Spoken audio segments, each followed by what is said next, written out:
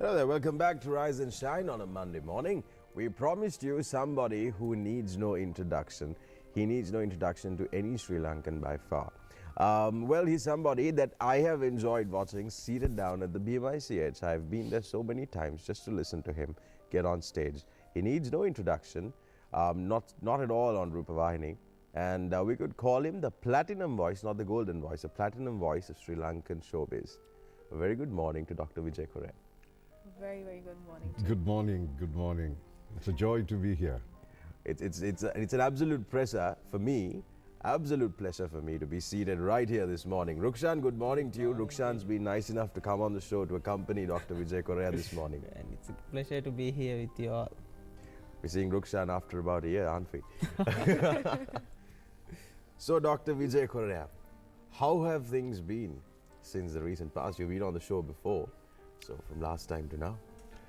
Well, it's from last time to now, it's just that time has been flying and we're almost at the end of another year. And life has been as good and exciting as it can be. That's for me. How has the festive season been for you? Well, the festive season really just came and went just like that. Amazing. And you know, Inura, when you have the privilege and the honor of actually sitting next to a legend and meeting up with a legend, you know that feeling? Do you know how it feels like? And I'm feeling like, I feel like a groupie right now. I feel like an absolute groupie right now. So we're going to get into conversation. We have a lot to talk about today, as we're going to start with Dr. Vijaya Corea from his school days. We're going to ask him a little bit about way back in time, about school days. School days? Well, I started going to a school down a road which then was called Flower Road, and that's Ladies' College. And from the kindergarten, I was there right up to the second standard. I could have gone up to the fifth standard. They allowed it at that time. Some of those who were with me did go up to that. But my class teacher sent for my mother one day and said, I think it is time you put this boy into a boys' school. And so don't ask me why, but that was something good that happened to me. Because as a result, I went in early enough to St. Thomas's College, Mount Lavinia, and spent 11 whole years there. And that was a great time, yes. Well, we come from opposing camps now, that much I've established. But unlike poles attract, you know. Being at St. Thomas's, what was the experience like? Because we know what St. Thomas is like. Just tell everybody a little bit about your experience back at St. Thomas's. Well, it used to be fun in the sense that outside of the class, you always looked for nothing but fun. And I remember one day before the Royal Tomian match, there was a classmate of mine called P.N. Pereira.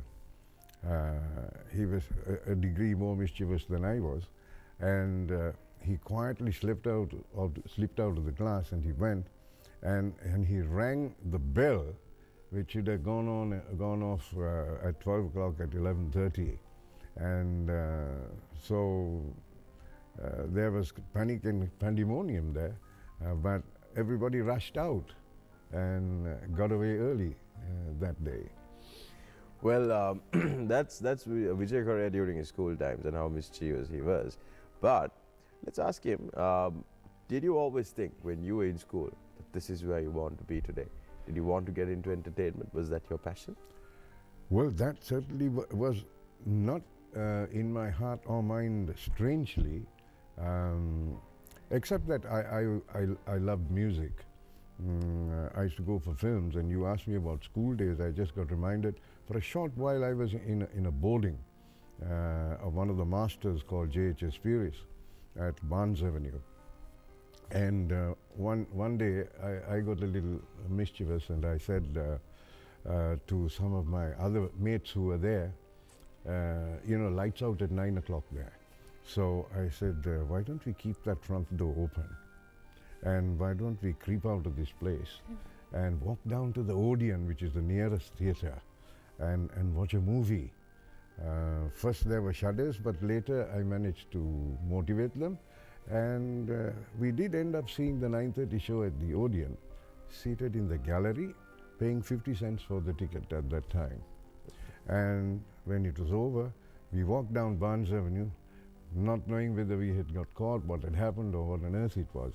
But finally, we managed to get back and get into bed and sleep off and wake up early morning at 5 o'clock and go to school, and the rest of it like nothing else. Well, I left that boarding, and having gone to the Odeon, I managed to take my mates as far down as to Bumblebee, to the Majestic one day. And the film was Little Hut with Ava Gardner, and we took that double-decker bus back and shaped off. But see, after I left the boarding, my mates got so used to this that they continued the practice until one day they got caught. And this teacher sent for me, you know, during a lunch interval and said, "Do you think I don't know what you've been doing?" And I said, "Sir?" And then he says, "This is what you did, and this is what you did." And I looked at him like I don't know what he's talking about. Yeah, no, you asked me something else and I diverted, didn't I? We were asking you whether entertainment was always a passion. Yes. Strangely, not at all. Entertainment was, music was. In my home, I only heard classical music because my father played violin, my mother passed her 80s when she was 16. And then I went to college and heard all the pop songs, and I was quite happy with all of that. But as for, if you like, announcing, presenting, comparing, never thought of it at all. So I was into chartered accountancy, and while I was in chartered accountancy, I happened to visit a cousin of mine at the radio station. He was a program assistant, and he was waiting to produce a program that Saturday afternoon. And there was an American guest on that show. For some inexplicable reason, he did not turn up that day. And then my cousin said, "What do I do now? I'm 10 minutes away from the recording." "I tell you what," he said, "you stand in and you do this." I said, no, I had never gone before a microphone, I can't do it. Well, to cut a long story short, I ended up standing in. And then the next thing was to go home and listen to the recording. When I heard the playback, the recording on the air, two things struck me. One, my voice sounded just like my father's, because he used to give medical talks on the air. The second thing is, I said to myself, "Hey, that's not bad. That sounded good." And then the liking for it arose. And so from there, I proceeded to visit my cousin the very next weekend. And I said, "Now I don't mind." He said, no, I can't do that. That was an exigency. I can't put just anybody on the air like that. Besides, this guy will be coming now, and you know, there it is. So then finally I spoke to my father, who knew the director at that time, Livy Vijamana, and Livy Vijamana was my father's patient. So he spoke to him and said, "I don't know what this is, but my son, you know, he wants to go on the air, so if it is possible, ask him to come and see me." So I went and saw him, and he told my cousin, "That's okay, put him on." And then came a vacancy for relief announcing, and 350 applied. I also applied in the year 1964, when none of you were Born? Yes. And then finally they boiled it down to 15, and then to 5, and then was still not sure, you know, whether in or out. Again, I told my cousin, "Do you think you can check what has happened?" And he went to the administration and he came back with thumbs up like that. And he said, "You have come on top of the list by a long chalk." So that began my broadcasting career. How did you feel when you were selected out of Firstly, 350? yeah. Oh, it felt really good. You have a kind of a joy, you know. And then after some time, having gone on there within 6 months, I got my first commercial program, the sponsored program. That brought me some, what we used to call lolly at that time, okay?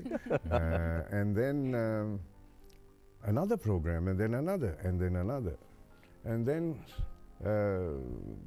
you know, the income, I finally found out, was more than what I would have earned as a chartered accountant at that time. Because the salary of a chartered accountant in the year 1964 was 1,500 rupees. So I was earning more than that. And then came the comparing times. And with the dances and the shows and all of that, I was able to have a comfortable living. And see, the thing is, I enjoyed doing what I was doing. And I can say this to anybody, and that is, you got to like what you're doing and do what you like. Oh, yes. Then it works. Well, that is a wonder of doing a job like this. If you love what you're doing, you are in your zone. Oh, yes.